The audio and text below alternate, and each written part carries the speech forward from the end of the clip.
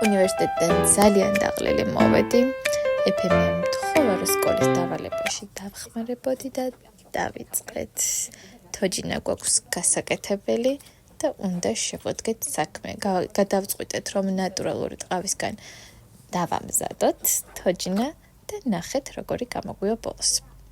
დავიწყეთ მომზადება და რა თქმა უნდა, ამ დროს ბარბარიც მეცადინეობს ხოლმე და როცა რაღაცას ვერიგებს, ორ ფრონტოზე ერთად მეცადინეობ.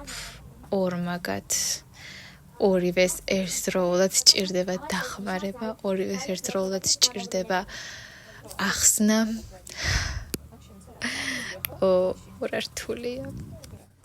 საკმაოდ რთულ გზას გავდივართ ერთად. სამივე ვსწავლობთ. მე უნივერსიტეტში, ესენი სკოლაში.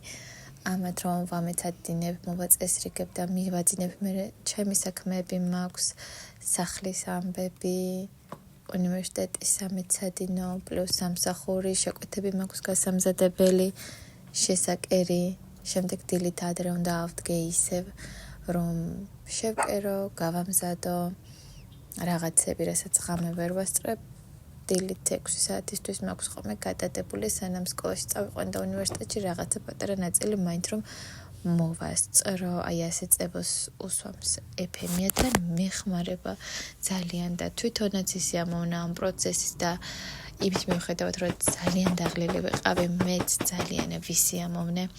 ახლა ვაჯაკო უჩებთ, რომ კაბა მწებო კარგად მიიღოს და არა უწრეს და ვალა!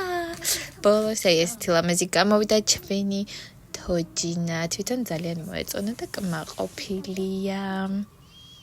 თან აი ისეთი თოჯინა უნდა და წითელთმიანი, თავისნაირი ნაწნავებიანი გოგონა და ხო და ასეც აი ბედნიერი ეფემიაც.